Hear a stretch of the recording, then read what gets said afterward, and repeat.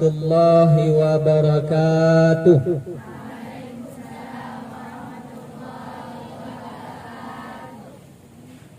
Kalau tuan pergi ke Madinah, jangan lupa membeli kain rajut. Sudah lama saya ceramah, baru kali ini di pinggir laut.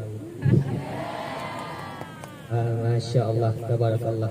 Mudah-mudahan acara kita pada hari ini berkah, dirahmati Allah Subhanahu wa ta'ala. Amin ya rabbal alamin. Alhamdulillah, wassalatu wassalamu ala rasulillah wa ala alihi wa sahbihi wa mawalah. Yang kami hormati Bapak Gecik atau perangkat desa, kemudian yang kami hormati Bapak Kepala Madrasah, yang kami hormati Bapak Komite, yang kami hormati Bapak Ibu Wakil Kepala Madrasah, yang kami hormati Bapak Ibu Dewan Guru, yang kami hormati Bapak Kepala TU beserta staf, serta anak-anak kami yang kami sayangi dan kami banggakan. Mudah-mudahan kita semua dimuliakan Allah Subhanahu wa ta'ala. Amin ya rabbal alamin.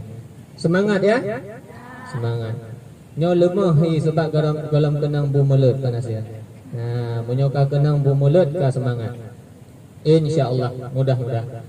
Jadi wahai anak-anakku sekalian, Jamaah Maulidur Rasul, hari ini kita mengadakan acara maulid sekaligus rihlah. Nah, kata Bapak Kepala Madrasah, rihlah, tadabur alam, mengenal kekuasaan Allah lewat tanda-tanda yang Allah ciptakan.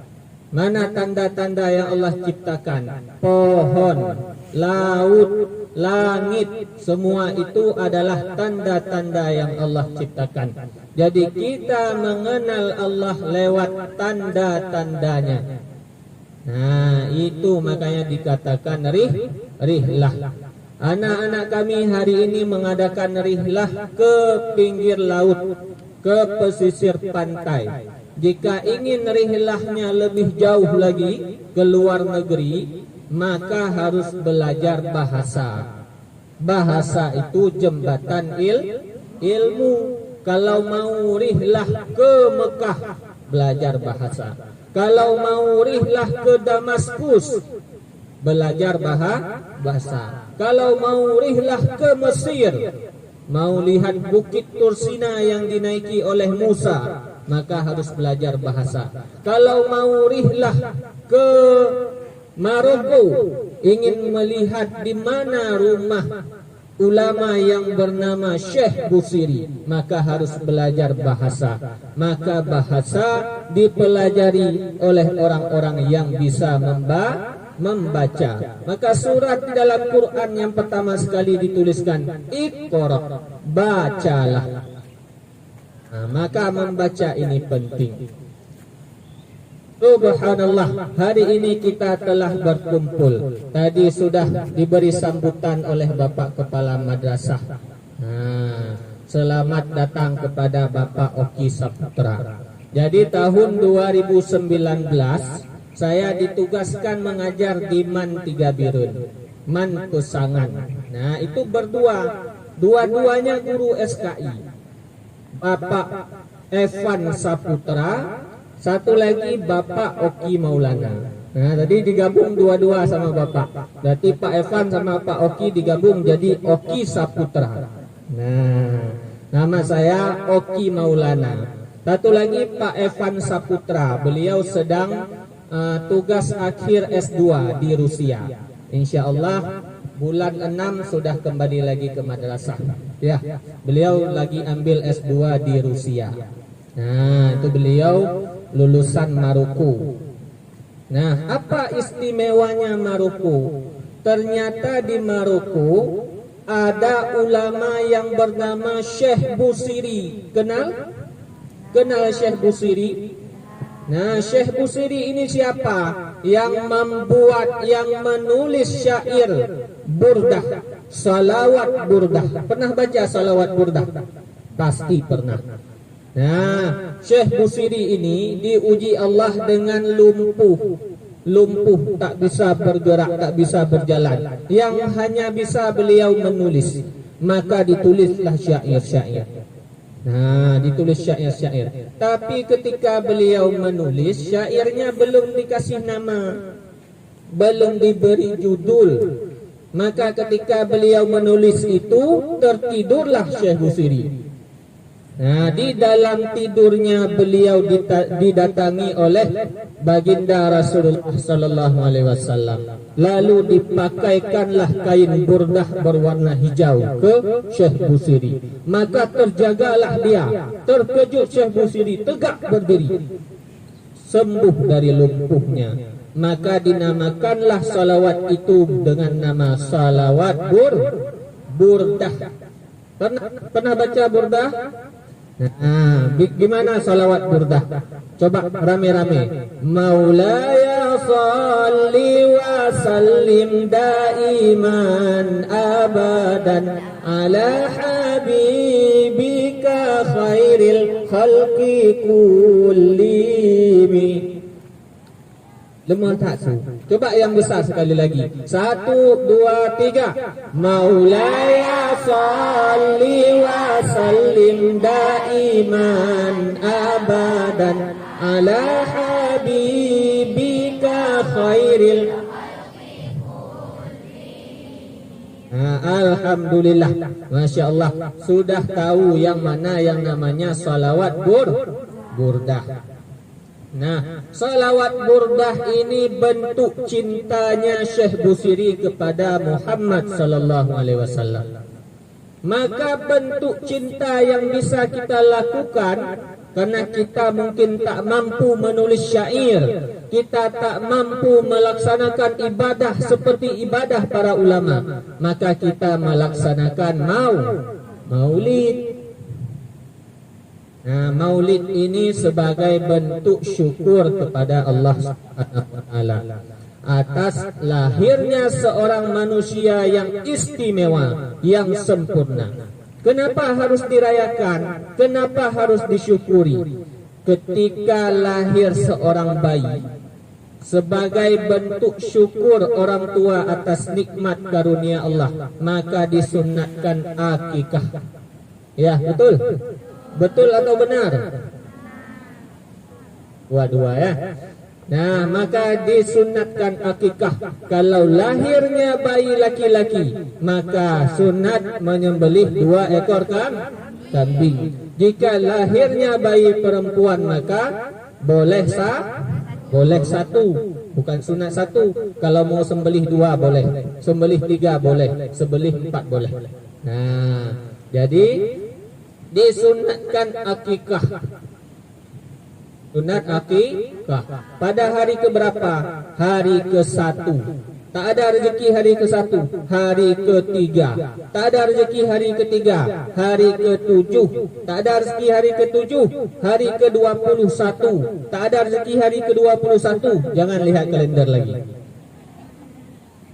Nah, Masya Allah. Begitu juga di Aceh, diluaskan waktu untuk memberikan kesempatan kepada masyarakat umat Islam merayakan Maulid. Tak hanya di Rabiul Awal saja, tapi sampai kapan? 4 bulan. Tak ada rezeki Rabiul Awal, Rabiul Akhir. Tak ada rezeki Rabiul Akhir, Jumadil Awal. Tak ada rezeki Jumadil Awal, Jumadil Akhir. Hanya di Aceh. Luar biasa. Orang Aceh membesarkan hari Maulid Nabi. Luar biasa bentuk syukur orang Aceh terhadap nikmat yang Allah berikan berupa utusan manusia yang sangat mulia, yaitu baginda Muhammad sallallahu alaihi wasallam. Masya Allah, tabarakallah. Maka wahai anak-anakku, di majelis Maulid ini perbanyaklah salawat. Nah, perbanyak salawat. Apa khasiat kita bersalawat? Nah, kalau kita berdoa, Kita berdoa selesai solat, Assalamualaikum warahmatullahi, Assalamualaikum warahmatullahi, baca doa. Itu sebelum kita minta kepada Allah, sunat membaca salawat. Kalau tak baca salawat, tak sampai doa, tak ada perangku. Maka sunat baca salawat. Kalau kita lihat yang kita inginkan, kita lihat teman ada tas baru, suka, maka salawat. Allahumma salli ala Sayyidina Muhammad. Semoga aku bisa mendapatkan seperti nikmat yang dia dapatkan. Lihat teman naik Honda baru, Allahumma salli ala Sayyidina Muhammad. Lihat teman pakai baju baru, Allahumma salli ala Sayyidina Muhammad. Tapi tak semua tempat wajib sunat salawat. Jangan nanti lihat istri orang, Allahumma sholli ala Sayyidina Muhammad, Allahumma sholli ala Sayyidina Muhammad. Jadi tak semua tempat, di tempat yang diridai Allah saja. Maka apabila kita menginginkan sesuatu nikmat yang ada pada orang lain, maka sunat bersalawat. Tak disuruh tak iri dengki, tak disuruh kita ngomong di belakang, alah itu dari mana uangnya itu. Yang disuruh bersalawat, syukuri saja. Mudah-mudahan apa yang dia dapatkan, kita juga bisa merasakannya. Masya Allah.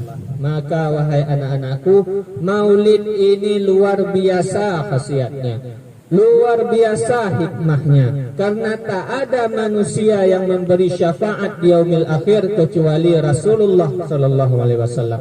Beliaulah yang memberi syafaat.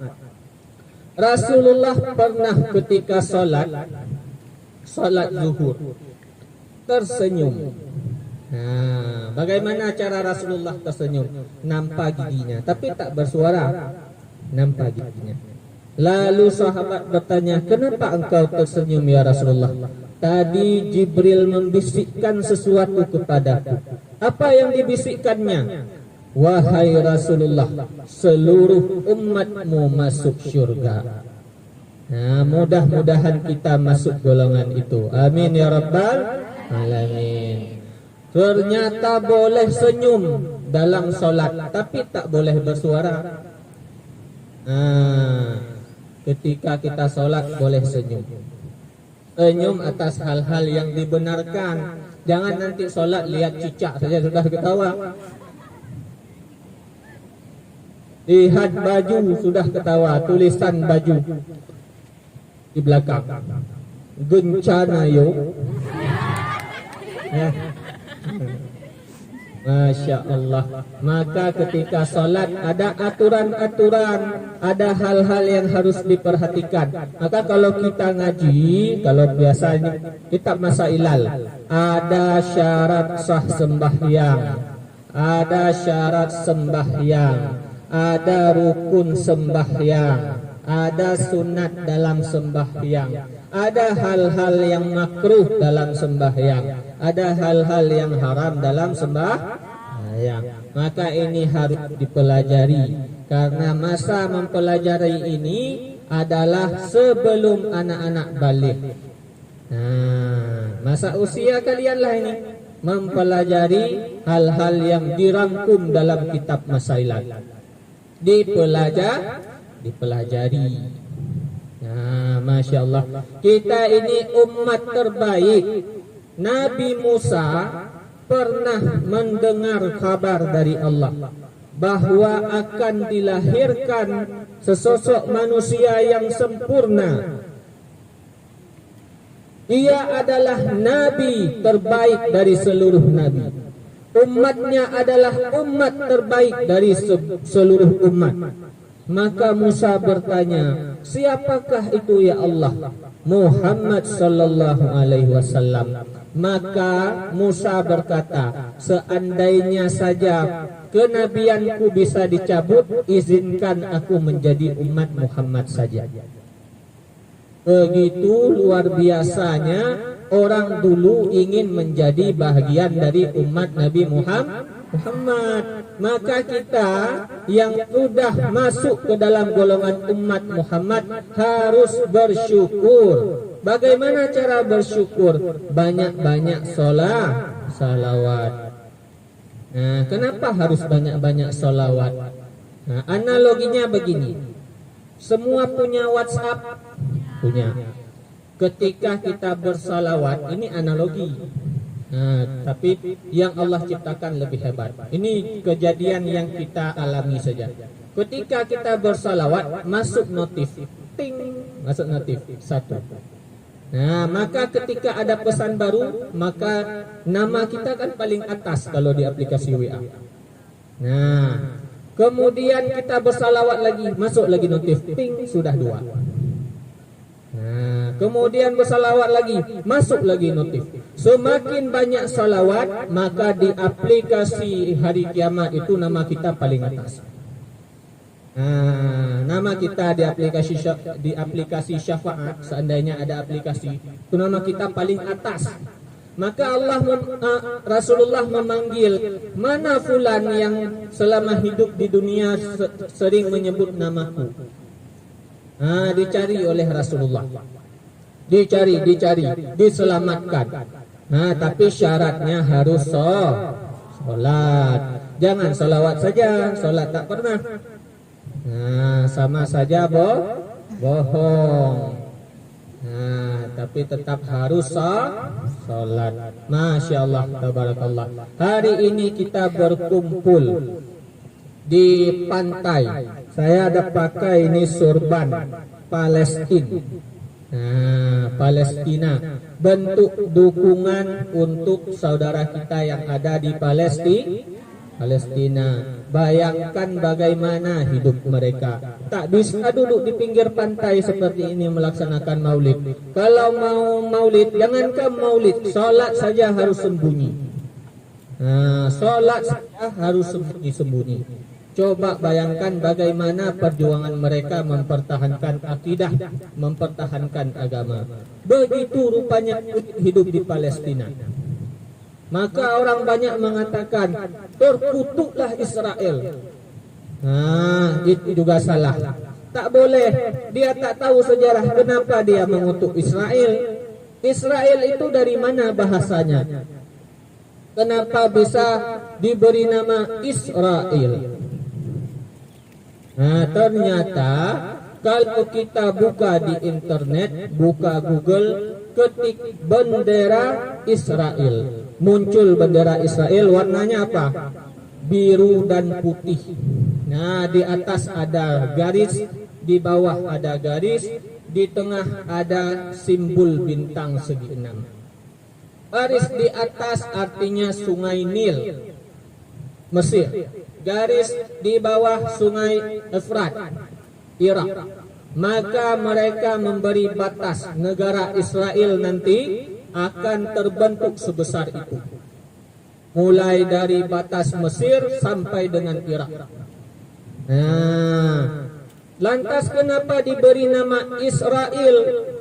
Nah, ternyata Ibrahim punya dua istri. Istri yang pertama Siti Hajar punya anak namanya Ismail. Istri kedua namanya Sarah, punya anak namanya Ishak. Ishak punya anak namanya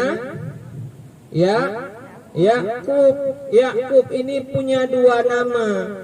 Selain Yakub, namanya adalah Israel. Isra artinya hamba, Il artinya Tuhan, hamba Tuhan.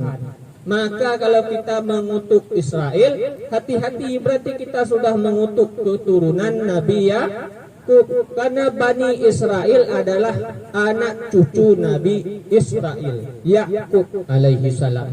Maka dalam mengutuk hati-hati. Nah, tak boleh sembarangan. Itulah Bani, anak cucu. Kalau anak cucu saya berarti anak cucu Bani, bukan Israel. Masa saya Israel? Anak Bani Oki Maulana. Nah, jadi kenapa disebutkan Bani Israel? Karena anak cucunya Nabi Yakub atau nama lainnya Israel. Ternyata di bawah Yakub ada nabi bernama Yusuf. Yusuf punya saudara bernama Imran. Yusuf punya saudara bernama Benyamin. Nah, di bawah Benyamin itulah lahir agama Yahudi. Karena Benyamin punya anak namanya Yahuza. Nah, jadi Yahuza inilah pendiri agama Yahudi. Yahudi itu maka semua Yahudi adalah Israel, tapi tak semua Israel Yahudi. Maka kalau mengutuk jangan langsung lepas. Nah, hati-hati dalam mengutuk. Kami mengutuk tendangan kami mengutuk kekejaman Israel. Hati-hati. Nah, maka dalam mengucapkan sesuatu harus dipahami. Jangan asal lepas. Tadi kami mendengar Ustadz menyebut nama Nabi, kunang-kunang mata. Nah, kenapa? Hafal tidak nama-nama Nabi? Baru 25 yang wajib. Sedangkan Nabi dan Rasul seluruhnya ada berapa? Dekati 2 laksa. Berapa itu? 125 banyak sekali Nabi. Nah, banyak sekali. 25 itu yang wajib diketahui. Sama seperti nama-nama malaikat. Berapa malaikat yang wajib diketahui? 10. Tapi ada malaikat lain. Ada Malakul Jibal, malaikat penjaga bukit. Malaikat Mulhim, malaikat yang tugasnya membisikkan ilham ke telinga manusia, ke hati manusia. Banyak malaikat, tak hanya 10. Tapi yang wajib diketahui hanya 10. Hanya 10. Masya Allah, tabarakallah. Kita berkumpul karena cinta kepada Rasulullah Muhammad sallallahu alaihi wasallam. Di sini ada yang hafal Quran? Ada yang hafal Quran? Ada. Siapa yang sudah hafal juz amma?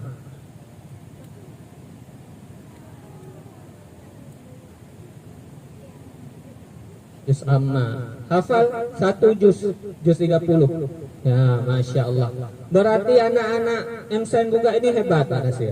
Tak semuanya hafal. Nah, kalau sudah ada yang hafal Quran, itu berarti madrasahnya luar biasa. Karena di mana ada penghafal Quran, di situ turun rahmat. Nah, di situ peradaban maju. Maka di mana-mana di setiap desa hari ini berlomba-lomba bikin tahfiz. Kenapa? Karena di mana-mana ada penghafal Quran, maka turun rahmat Allah. Nah, bagus, luar biasa. Mudah-mudahan bisa memotivasi kawannya yang lain supaya mau menghafal Quran. Nah, hafal Quran di dalam hati, hafal Quran di dalam dada masing-masing. Karena itulah yang tinggal. Hafalanlah yang tinggal. Tak terbayang bagaimana Rasulullah dulu memperjuangkan supaya Quran itu ada. Dulu pada masa Rasulullah, Quran tak boleh ditulis. Sahabat minta, ya Rasulullah, kami tulis Quran. Tak boleh, jangan ditulis. Khawatir aku kalau ditulis, Yahudi itu akan menfitnah aku bahwa aku yang membuat Al-Quran. Maka jangan tulis. Tak ditulis. Kapan Quran itu ditulis? Pada masa Abu Bakar Siddiq. Barulah ditulis Quran di pelepah kurma. Baru ditulis Quran diukir di batu. Itu pun belum ada titik, belum ada baris, belum ada tasydid. Coba bagaimana luar biasanya. Kemudian pada masa Umar bin Khattab baru diberi titik. Ba titik 1, ta titik 2, ta titik 3, ja titik di atas 1. Nah, pada masa Umar bin Khattab. Nah, kemudian pada masa Utsman bin Affan diberi baris, kemudian dimushafkan. Diberi baris ini bukan mudah, dipanggil sahabat. Nah, kenapa begitu? Ternyata masa Rasulullah banyak juga khilafiyah dalam membaca Quran. Contohnya, ada yang baca wadduha, panggil orang lain lagi, kamu bacanya apa? Wadduhu. Kamu bacanya apa? Wadduhi. Dipanggil lagi wadduhe. Ada juga wadduhe rupanya. Nah, maka dikumpulkan, ditanya satu-satu. Yang baca wadduha, ketika itu kamu dengar Rasulullah membaca wadduha, kamu berada di mana? Aku duduk di samping Rasulullah. Nah, berarti ini yang kuat. Yang baca wadduhi, mana orangnya? Ketika kamu mendengar Rasulullah membaca wadduhi, kamu di mana? Aku berada di tempat wudhu. Nah, di luar masjid. Nah, ini berarti kurang kuat. Yang baca wadduhu, mana baca wadduhu? Kamu berada di mana ketika Rasulullah baca ayat ini? Aku berada di rumah. Nah, maka yang kuat wadduha. Yang baca wadduha, kamu belum tunggu ilmu. Nah, begitulah. Nah, analogi cara mensortir ayat-ayat Quran supaya barisnya semua seragam. Hari ini Quran sudah ada tasydid, sudah ada baris, sudah ada titik. Masih juga ada yang tak bisa baca Quran. Apa kata dunia? Apa kata dunia? Nah, sayang sekali apabila kita tak bisa baca Quran. Maka ilmu Quran ini penting. Banyak sekali ilmu Quran. Ada ilmu tajwid, ada makhrajil huruf. Banyak ya? Banyak. Saya dulu belajar baca Quran, Iqra. A atuh barih a, ba atuh barih ba. Ya begitu dulu kan? Nah, jim ipoh ya atuh barih jai, ya kan? Begitu kan? Iya, dulu begitu. Kalau laki-laki suka bilang begini dulu. Aji poh ba atuh barih ap, bajis landing ta atuh barih bat. Nah, anak laki-laki biasa begitu ngaji. Gepoh lele tungku, bum tiga mirah. Ya, warumuh pujut tenang poh tungku. Gara-gara lu bacanya mak, baca siga tu. Kha jitampa ha tu barih khah. Nah, tenang lam siga tu di rumah. Nah, jamu lagi kan. Tapi alhamdulillah bisa baca Quran hari ini. Masya Allah. Ini semua bisa baca. Bisa baca. Saya tes boleh? Boleh. Nanti kita tes Bapak Ibu guru. Nah. Ya. Coba kita tes anak-anak. Sambung ayat. Ya. Bismillahirrahmanirrahim. Qul a'udzu birabbin nas.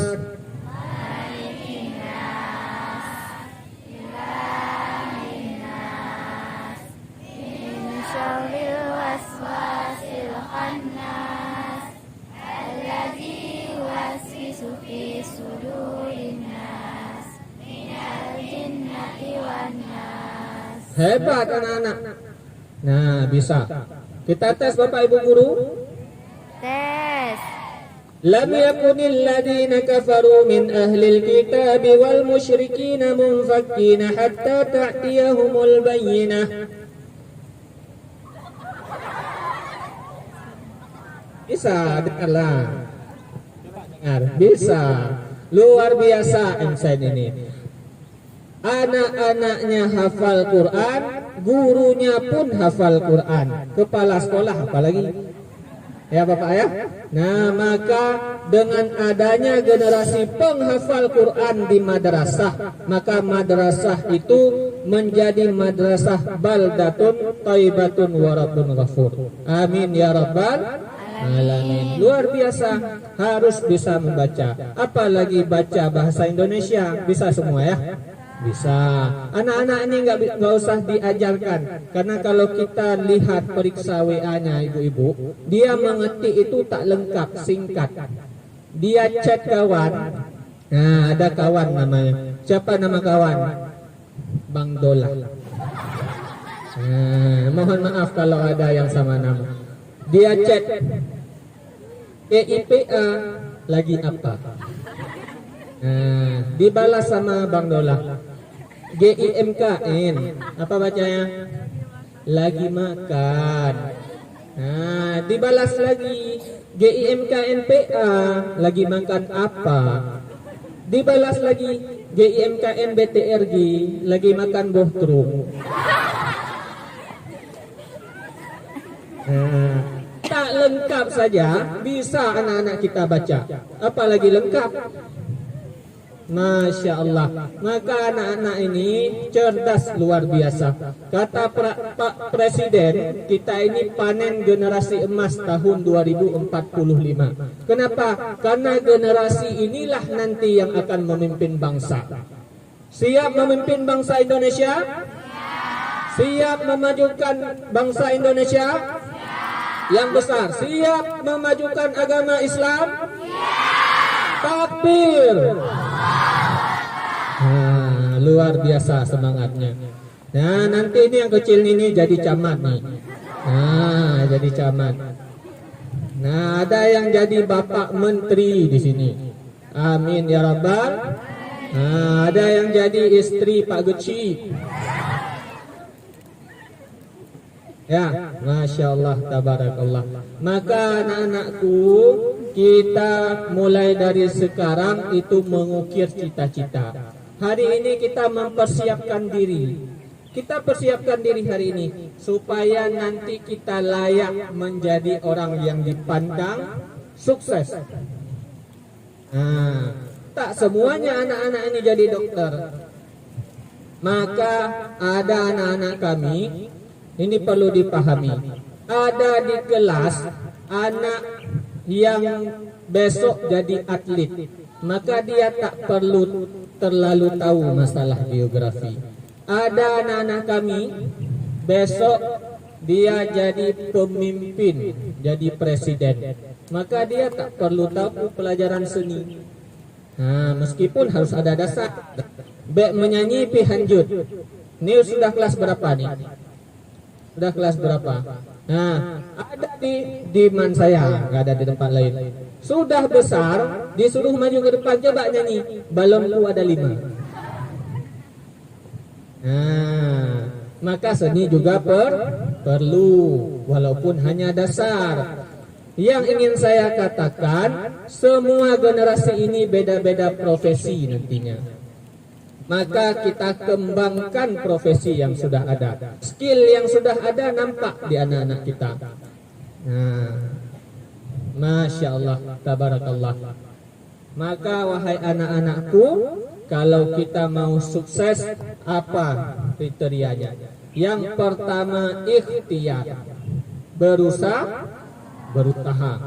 Harus berusaha. Berikhtiar.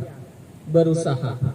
Nah, sebelum ikhtiar sebenarnya ada satu, niat. Innama a'malu bin niat. Nah, kemudian ikhtiar, berusaha. Kalau ikhtiarnya selaras dengan niat, kemudian sudah kita berikhtiar. Belajar selama 6 bulan. Nah, persiapan ujian. Ini sudah ujian ya? Belum. Belajar. Ternyata sudah siap, besok ujian. Nah, ini bukan saya bilang. Contoh, berdoalah malam, ya Allah, semoga aku mampu menjawab soal ujian besok. Nah, itu syarat kedua. Berdoa. Kriterianya niat, ikhtiar, doa. Nah, masalah hasil bertawakal, serahkan kepada Allah Subhanahu wa taala. Apapun yang didapatkan syukuri. Tak boleh mengeluh. Yang kita dapatkan adalah sesuai dengan apa yang kita ikhtiarkan. Kalau kita berusaha belajarnya tekun, dapatnya bagus. Nah, kalau memang tadi malam tak belajar, roster ujian pun tak tahu. Nah, ada yang begitu. Besok hari ini ujian, baru dia tanya, pelajaran urutnya ujian. Nah, coba bayangkan, berarti tak ada belajar tadi di rumah. Nah, maka yang semacam ini tak cukup tadi. Berarti tak ada ikhtiar. Ikhtiar penting untuk meraih kesuksesan. Kemudian banyak-banyak bersalawat. Salawat kepada Nabi. Salawat banyak, tadi ada salawat burdah. Ada Al-Barzanji. Nah, siapa bisa Al-Barzanji? Laki-laki biasa nih yang ikut zikir. Ada salawat Barzanji. Kemudian ada salawat banyak dari Irak tembus ke Maroko. Kalau kita tarik peta dunia atas, itu beda-beda salawat. Ternyata di Indonesia salawat Irak dibaca, salawat Maroko juga dibaca. Digabungkan dua rahmat di satu negeri. Mudah-mudahan negeri kita menjadi negeri yang paling dirahmati Allah Subhanahu wa taala. Amin ya rabbal alamin. Nah, ini nampaknya ini dah berkunang-kunang ini. Nah, kita sudah 2 hari hujan tak henti-henti. Tapi alhamdulillah hari ini tak hujan. Panas tidak, hujan tidak. Nah, apalagi kita melihat suasana alam yang sangat indah. Tadabur alam. Nah, tadabur alam. Nah, begitulah dulu Musa ketika membawa Bani Israel. Nah, Musa berdakwah kepada Bani Israel. Caranya tadabur alam. Dia bawa Bani Israel dari Irak ke Palestina. Yang dikejar oleh Fir'aun, nyeberang Laut Merah. Itu Bani Israel yang dibawa Musa. Berapa orang dibawa? 600.000 orang. Bukan 3 orang. Kalau 3 orang nyeberang jalan namanya. Nah, ini nyeberang Laut Merah. 600.000 orang dibawa Musa. Tadabur alam. Mengenal kekuasaan Allah mengenal Allah dari kekuasaan, dari tanda-tandanya. Nah, terbelah Laut Merah. Tapi kata Bani Israel, kami tak mau menyembah Tuhanmu sebelum kamu menunjukkan Tuhan itu nyata, zahir, nyata seperti patung. Nah, nyamban keluar Yahudi. Kemudian ketika di jalan, dia mengeluh lagi, wahai Musa panas bagaimana? Lalu Musa berdoa, diturunkan awan. Nah, sebagai payung-payung mereka. Tapi mereka pun tak mau menyembah Allah. Kemudian mereka bilang, lapar wahai Musa, kami belum makan. Berdoa lagi Musa, diturunkanlah makanan dari surga, manna wassalwa. Nah, makanan terbaik dalam surga. Namanya manna wassalwa. Nah, rupanya nama ini banyak dipakai orang tua untuk memberi nama anak. Manna wassalwa. Kayak anaknya habis makan orang. Nah, rupanya manna wassalwa ini nama makanan dalam surga. Sudah mereka makan, mereka minta lagi, ya Musa, berikan kami makanan yang tumbuh dari bumi. Sayur-sayuran, timun, bawang merah, bawang putih. Begitu tak bersyukurnya Yahudi. Sudah diberikan makanan terbaik, minta pula makanan yang kasta bawah. Nah, berani dia. Kemudian dibawalah oleh Musa lagi. Kemudian kata Musa, wahai Harun, jaga mereka di sini. Aku naik ke Bukit Tursina sebentar. Pukul 12 malam. Ngapain Musa naik? Salat subuh. Nah, turun ke bawah, ternyata sudah dibikin patung lembu Musa Samiri. Patung lembu Samiri. Marah Musa, bertaubatlah kamu kepada Allah. Kenapa engkau mendirikan patung ini? Nah, lalu ditariklah jenggot Nabi Harun. Kenapa engkau biarkan? Wahai Musa, aku ditekan mereka, aku hampir dibunuh mereka. Coba bayangkan, jangankan Palestina, Nabi saja mau dibunuh dulu. Begitulah tipu daya orang Yahudi. Ketika Yusuf dibawa oleh mereka, saudaranya, saudara Yusuf membawa Yusuf, dia ambil baju Yusuf, dia lumurkan dengan darah kambing.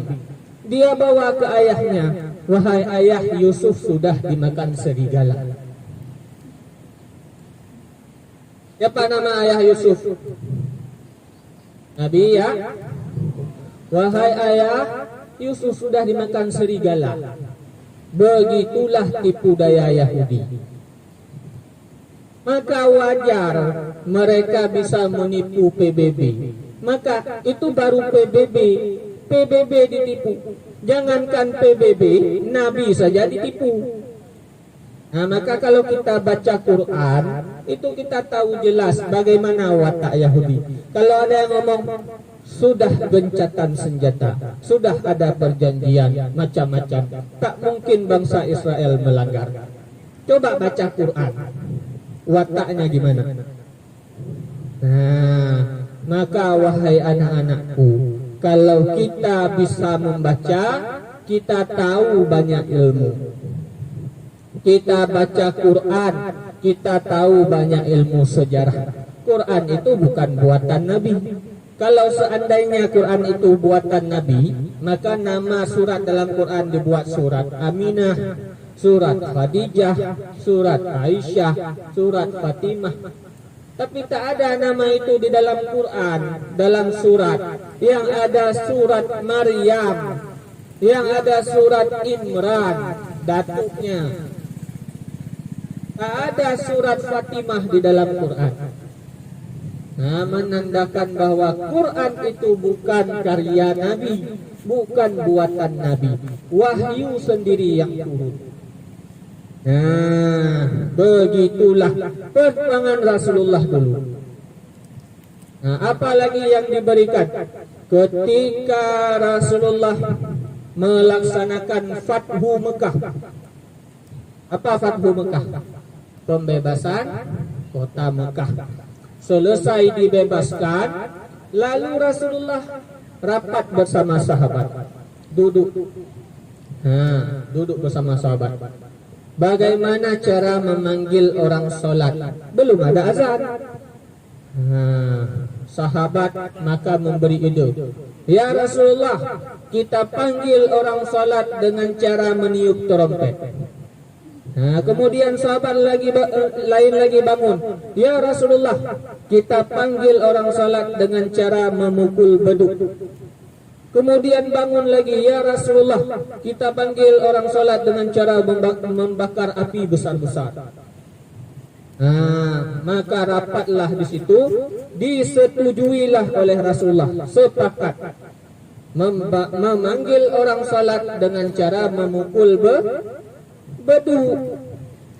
Maka ketika sudah sepakat memukul beduk, datanglah seorang sahabat bernama Umar bin Khattab.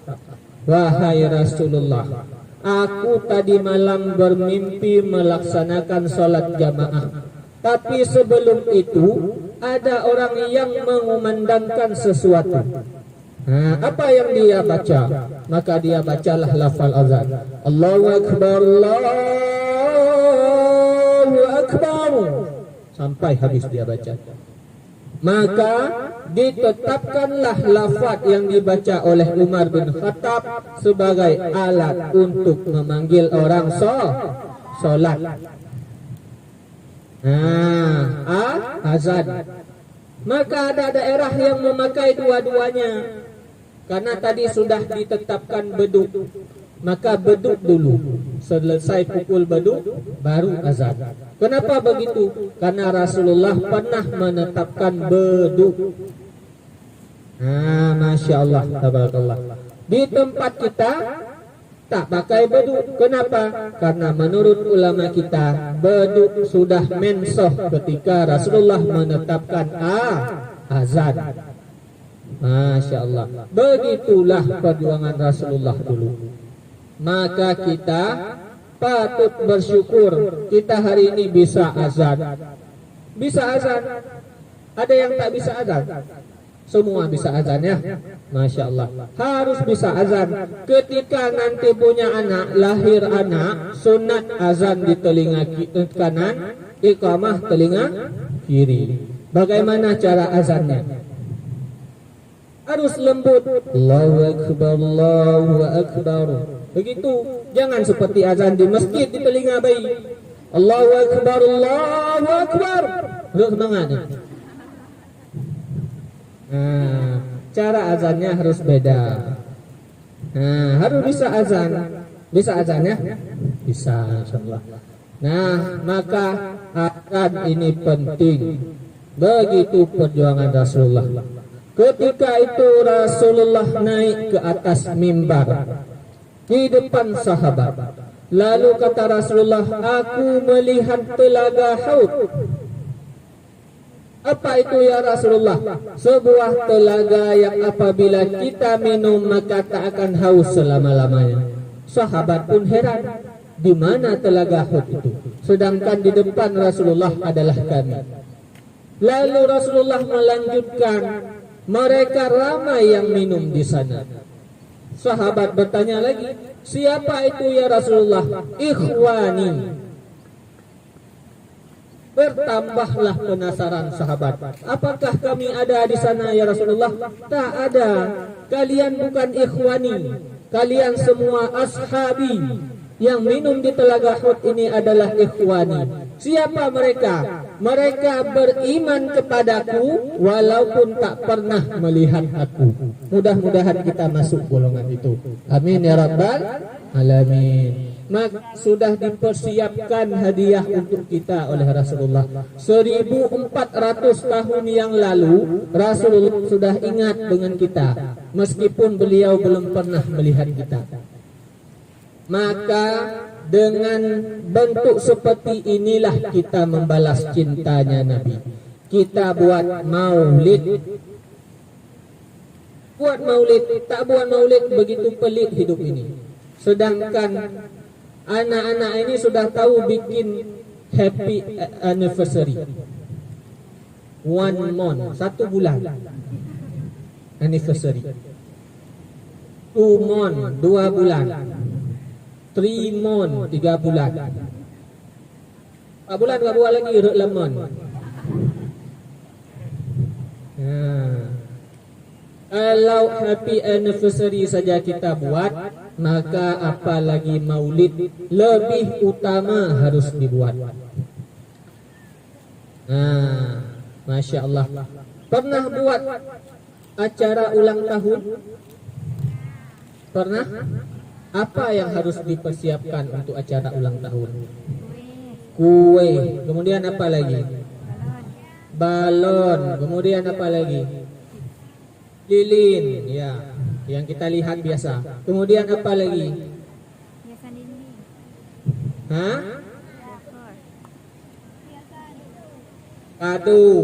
Kemudian apa lagi? Hah? Pisau. Sikit. Apa lagi? Topi kerucut, topi ulang tahun. Ada lagi? Begitulah budaya ulang tahun di kita. Dibuatlah kue ulang tahun, dibakar lilin, dituliskan umur lalu nyanyi selamat ulang tahun. Ya ulang tahun berapa? Ternyata cara itu salah, tak diajarkan dalam Islam. Sebelum berdoa, sebelum tiup lilin berdoa dulu. Itu cara Majusi berdoa. Tutup mata berdoa, kemudian tiup lilin. Majusi dulu begitu doanya. Majusi itu golongan orang yang menyembah api. Masa Rasulullah dulu ada satu golongan namanya kaum Majusi. Golongan menyembah api. Sebelum mereka meniup api, mereka berdoa dulu. Maka jangan lakukan itu hari ini, karena itu sudah dibasmi oleh Rasulullah dulu. Kenapa muncul lagi golongan itu? Jangan kita lakukan. Kemudian pakai topi kerucut. Kapan itu ada? Kemunduran Islam Andalusia, Spanyol. Ditawanlah, ditangkaplah oleh Ratu Spanyol, orang-orang Islam. Maka dibikinlah perjanjian multiple choice. Pilih, mau murtad atau mau mati. Yang tak mau murtad dibunuh. Maka golongan yang mau murtad ini harus ada tanda.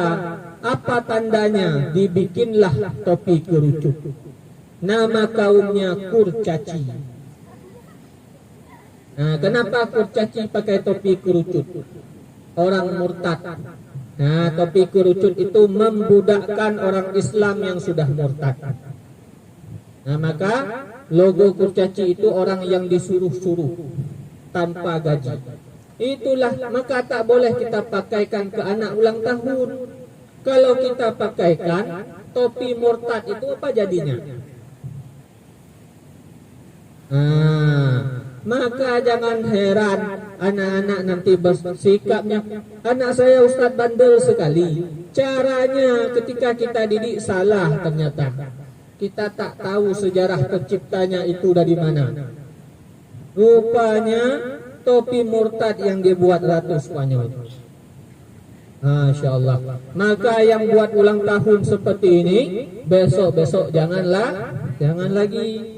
Karena sejarahnya luar biasa pedih dulu. Orang Islam diusir dari Andalusia. Maka kalau kita ada rezeki ke Spanyol, kita lihat masjid yang dibangun oleh Khalifah Andalusia. Ada. Tapi ongkos tanggung masing-masing. Karena tak bisa naik BI ke sana, harus naik pesawat. Sampai di sana kita akan lihat masjid yang megah. Di Spanyol, Granada itu punya dua kebesaran Islam. Masjid terbesar, kemudian kampus terbesar. Kenapa dua lambang kebesaran Islam? Karena orang Nasrani dulu belum ada sekolah, sedangkan Islam sudah punya universitas. Begitu hebat Islam ternyata. Rupanya nak, pelajaran di sekolah kita itu, semua mata pelajaran yang ada di sekolah itu adalah pelajaran agama Islam. Belajar matematika tidak? Yang menemukan angka siapa? Al-Khawarizmi. Dia buat angka 1, 2, 3.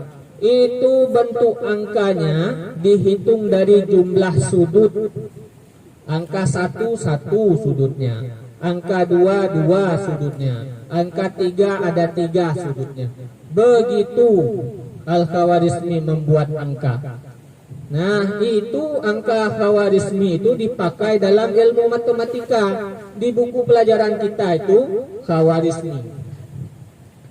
Ustadz, di Quran kok nggak pakai angka Khawarizmi? Karena yang membawa masuk Islam ke Aceh adalah Gujarat India. Dinasti Turki Utsmani ketika berjaya, ada dinasti kecil namanya Daulah Mughal. Masuk dia utus, bawa masuk Islam. Maka angka yang digunakan adalah angka Hindi. Bukan India nehi. Ini angka Hindi. Angka Hindi itulah ditulis di Quran. Di halaman di juz itu angka Hindi. Maka kalaulah di antara anak-anak kami ada yang jadi menteri agama nanti, jangan ubah-ubah angka di Quran. Biarkan saja bertuliskan angka Hindi. Karena itu sejarah bukti bahwa yang membawa masuk Islam ke Nusantara bukan Arab tapi Hindi. Sudah jelas? Sudah. Kemudian pelajaran apa lagi? Kimia. Kimia siapa yang menemukannya? Orang Islam. Maka kalau kita buka tabel atom, besi. Ada yang hafal tabel atom? Atom besi itu, coba lihat nomor atomnya. Sama persis seperti nomor surat, sama persis seperti nomor ayat dalam Quran. Ada ayat besi tidak dalam Quran? Ada. Maka buktinya jelas bahwa kimia ditemukan orang Islam. Pelajaran apa lagi? Kedokteran Islam. Luar biasa Islam. Dulu nak, pelajaran ini tak ditulis dalam bahasa Indonesia seperti buku cetak yang ada di sekolah. Tulisannya bahasa Arab. Maka siapa yang pergi mengaji dulu, belajarnya matematik. Kenapa ada matematika? Karena ada ilmu mawaris. Maka heranlah kita. Ada orang yang berpendapat kalau pergi ke sekolah, kalau anak-anak pergi sekolah ini ilmu agamanya kurang. Yang betul hojit pesantren. Pesantren belajarnya itu juga. Ada matematika nggak di pesantren? Ada. Ada kimia nggak? Ada. Cuman aturannya saja lebih ketat. Saya dulu di pesantren ada aturan bahasa. Wajib bahasa Arab minggu ganjil, wajib bahasa Inggris minggu genap. Kalau ketahuan kita ngomong selain bahasa itu, masuk pengadilan bahasa. Jadi pada suatu hari saya sedang makan. Ternyata kawan ada yang kesulitan. Bilik nomor 9, saya bilik nomor 2. Lari dia tembus sampai bilik nomor 2. Tembus triplek, dia lari. Maka karena lihat orang kesurupan, kita takut sedang makan, larilah kami semua loncat dari lantai 2, loncat ke bawah dengan sarung. Sampai ke bawah, nasi masih dalam piring. Gimana tadi loncatnya? Kok bisa begitu? Kalau disuruh ulang tak bisa lagi. Maka kata Tengku, tadi itu kalian semua itu kesurupan. Cuman yang di bawah ini duluan sadar. Begitu rupanya. Makanya orang kesurupan itu tak sadar apa-apa. Seperti orang dikejar anjing. Pagar 2 meter pun lewat dia loncat. Kalau disuruh ulang tak bisa lagi. Masya Allah, tabarakallah. Jadi pesantren peraturannya ketat. Itu saja bedanya. Kalau kita mampu memanage rutinitas hidup kita madrasah bukan pesantren. Tapi kalau kita mampu memanage waktu, insya Allah sama saja seperti di pesantren. Bahkan lebih hebat kita. Kenapa? Tak ada yang bangunkan subuh, ketok pintu waktu subuh. Kita di rumah bangun sendiri. Lebih hebat kita. Tak ada yang bangunkan, tapi bangun subuh. Tadi subuh ada bangun. Masya Allah. Alhamdulillah kalau ada. Karena kata Benjamin Netanyahu, kami tak memerangi lagi umat Islam apabila mereka sudah salat subuh berjamaah. Maka itu kami sudah kalah. Itulah yang ditakutkan mereka rupanya. Pemuda salat subuh berjamaah itu tak perlu perang. Mereka akan mengakui kekalahan. Kalau bahasa anak-anak sekarang, triple kill. Tak perlu perang, kami sudah kalah. Kenapa begitu? Pemuda Islam sudah bersatu. Kenapa Israel itu takut sekali Islam bersatu? Maka masjid-masjid harus penuh dengan anak muda. Ini nanti anak muda ini ada yang jadi muazzin, ada yang jadi imam, ada yang jadi penceramah. Maka perlulah dibuat pelatihannya, namanya muhadarah. Buat di sekolah, di madrasah buat zuhur, jadwal azan, buat jadwal imam, buat jadwal ceramah. Sebagai bentuk gladi kita sebelum terjun ke dunia masyarakat. Nah, gladi dulu, belajar dulu. Nah, nanti macam-macam kita lihat. Ada anak-anak nanti yang baru pidato dia apa? Ini ada tali mik, dia gulung-gulung, gulung, dia tarik lagi. Gulung, dia tarik lagi. Katua, apa yang mau dibilang? Nah, ada yang tipenya nggak bisa ngomong dia, bergetar, tangannya bergetar, lutut bergetar. Itu baru pertama. Nah, kata jangan terjun langsung ke masyarakat, bahaya yang seperti itu. Nah, ada lagi Assalamualaikum, sebelum saya mulai saya akhiri. Nah, mentalnya ada, tapi bahannya yang tak ada. Masya Allah. Jadi kita harus mengalaminya pada masa dalam usia pendidikan. Muhadab, ilmu yang perlu diajarkan ke anak-anak, apa yang bermanfaat di masyarakat. Masyarakat perlu apa di kampung? Perlu sosok pemimpin, ajarkan jadi pemimpin. Perlu sosok imam, ajarkan jadi sosok imam. Perlu urung pimpin sama dia. Nah, be urung Tuhan. Aduh gampang kamu tak tinggal preh giliran gaknya hagai. Nah, gaknya baca doa kamu tak jaro. Nah, ini anak muda kita ajarkan doa amin. Nah, bisa doanya? Bisa doa untuk orang meninggal. Allahumma ghafir lahu warhamhu wa'afihi wa'fu anhu. Bisa? Saya tes boleh? Boleh? Oke. Baca sama-sama. Harus besar suaranya. Setuju?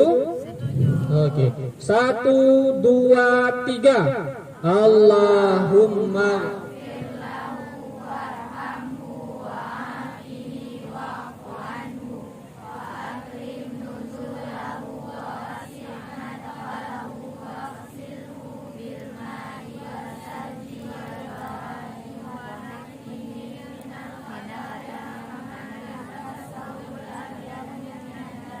wa abdilhu daran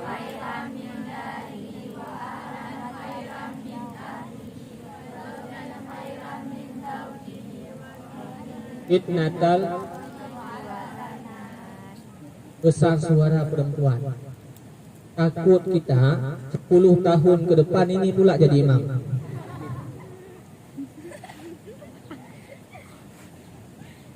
Ini laki-laki yang harus lebih bisa. Ya, harus lebih bisa. Masa nanti perempuan? Ini kalau kita lihat di zaman sekarang, nak, perempuan lebih banyak berprestasi. Malu kita laki-laki. Masa kita laki-laki kalah? Nah, harus lebih unggul, harus lebih bisa. Kenapa laki-laki hari ini banyak ketinggalan? Ujiannya banyak. Pertama, game online. Ada nggak yang main game online di sini? Hampir semua. Ada yang main Mobile Legend, ada yang main FF, ada yang main Keep, apa lagi? Nah, inilah dulu masa saya kecil tak ada itu Mobile Legend, apalagi masa bapak-bapak tak ada itu game online. Dulu main guli, main kelereng. Nah, nggak ada main game online. Ini anak-anak dia buka HP di rumah dari habis maghrib, nanti jam 3 atau jam 2 malam baru stop dia tidur. Nah, tidur. Bangunnya jam berapa? Jam 8. Salat subuhnya mana? Gabung sama duha. Itu pun kalau ada salat, alhamdulillah. Kemudian sampai sekolah tidur lagi, lanjut tidur. Nah, karena pengaruh game online, rugi kita menghabiskan usia untuk game online. Karena sistem game online setiap 3 bulan reset, balik lagi. Kemudian main lagi, sudah tinggi level, sudah 3 bulan turun lagi. Itu saja diulang-ulang. Tapi anak-anak ini dia lanjut. Kapan dia terkejut? Ketika kawannya sudah kerja. Tiba-tiba kawan ajak jumpa. Ya, taduk. Di mana? Di kedai kopi. Rupanya disitulah cerita. Alhamdulillah aku sudah kerja. Alhamdulillah aku sudah S2. Dan tiba aku sudah mitik. Sudah main game online 20 tahun. Tak dapat hasil apa-apa. Yang ada dapat HP, nyampi ke trip, ke Tuhan. Naik tablo lain. Tak dapat apa-apa. Maka jangan terlalu larut dengan game online. Rugi. Apalagi ada yang main chip, ada yang main judi online. Judi online ini paling marak ketika COVID. Semua usaha lapak-lapak judi tutup. Maka mereka buatlah aplikasi. Sehingga lapak judi ada di rumah masing-masing. Mainlah anak-anak ini. Jangan dibiasakan. Tak boleh, haram. Dengar? Generasi ini harus mampu memfilter apa yang baik, apa yang buruk. HP ini macam-macam ada Bapak Ibu di dalam HP. Kalau kita periksa mulungkop tu, dumpu na buka. Luar biasa. Dulu masa saya HP, kalau anak tak keluar rumah saja alhamdulillah sudah aman. Kalau sekarang makin tak dikasih keluar makin bahaya. Keliling dunia dia pakai ini. Memang tubuhnya tidur di kasur, tapi sudah sampai ke Spanyol. Ini HP paling bahaya. Makanya namanya smartphone. Smart bagi orang yang pakainya itu smart, positif. Kalau yang dipakainya negatif, stupid phone.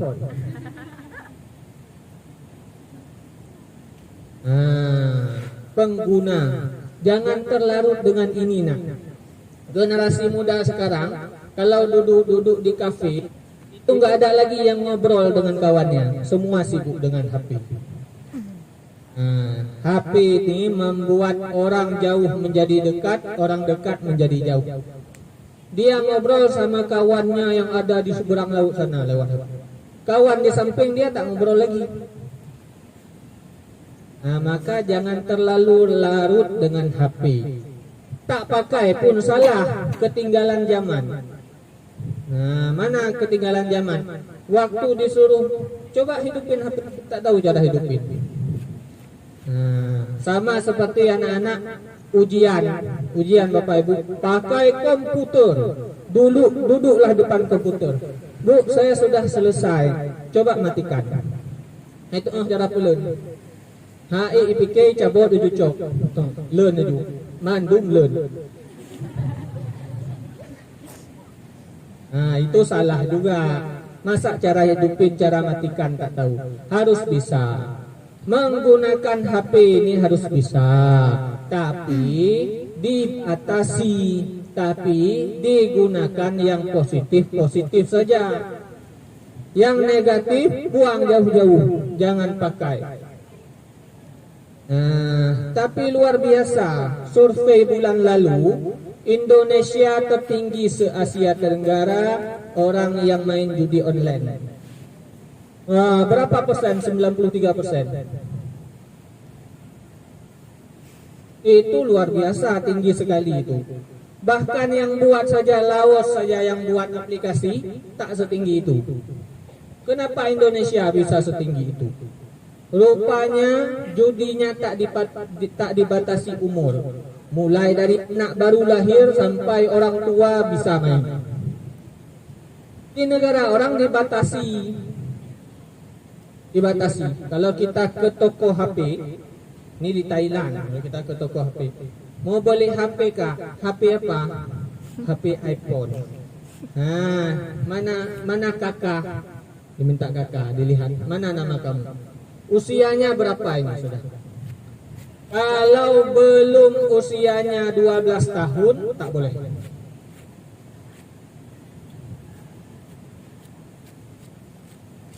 Ini ada yang baru lahir sudah bisa buka YouTube.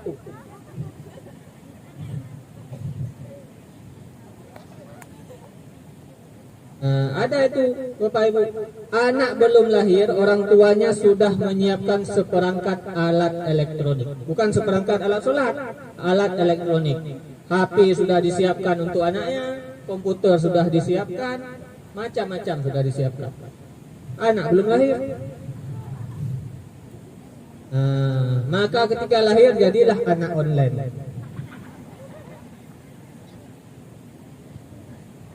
Masya Allah, tabarakallah. Maka gunakanlah HP sepositif mungkin, sebaik mungkin. Yang negatif-negatif tinggalkan, tak usah dihiraukan, biarkan. Ada kawan itu di online, nasihati dia. Itu kamu kalau makan uang judi itu nanti perut kamu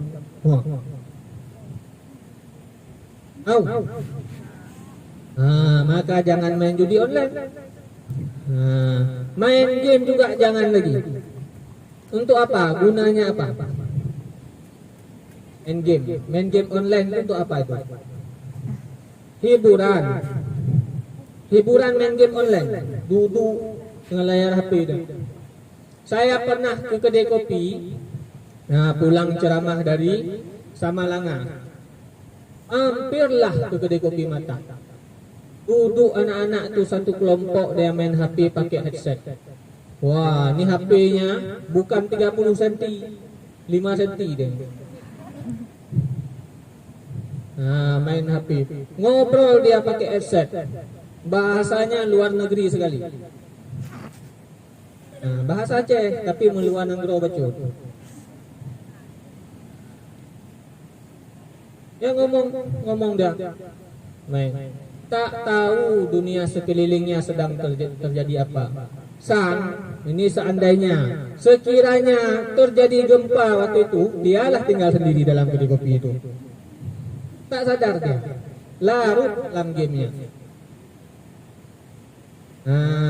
Maka itu harus diubah.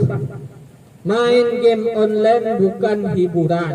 Itulah cara mereka merusak generasi ini. Dikasih HP saja. Kenapa Indonesia ini tak dikasih bom seperti Palestina? Karena mereka tahu kalau dijajah tak kalah. Aceh ini berapa tahun dijajah Belanda tak pernah kalah. Dijajah dengan senjata kita tak kalah. Mereka tahu Aceh ini tak bisa dikalahkan dengan senjata. Maka dikasihlah HP. Dikasih HP. Dikasih narkoba.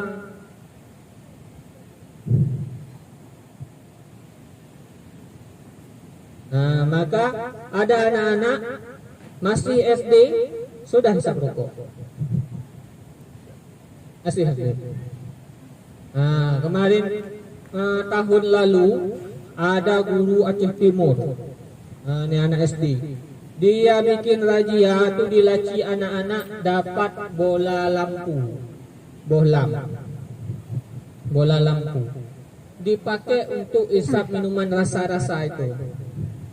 Dimasukkan pipet, dia beli nanti apa tuh minuman saset seperti pop es itu, tapi yang murah-murah.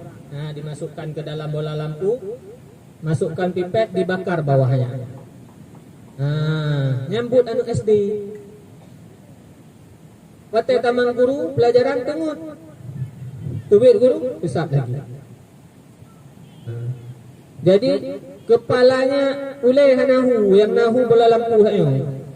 Waktu pelajaran uleh hanahu. Itu SD. Begitulah orang merusak generasi kita. Tak perlu kasih senjata, macam-macam, tak terfikir kita. Maka anak-anakku, sebenarnya inilah perang kalian. Ini perang. Ini jihad kalian, ini lawan ini. Kalaulah baru ini saja kamu kalah, bagaimana lagi lah fitnah Dajjal lagi. Kalau dengan ini saja sudah kalah.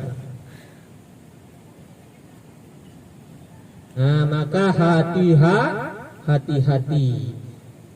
Pergunakanlah handphone sebaik mungkin.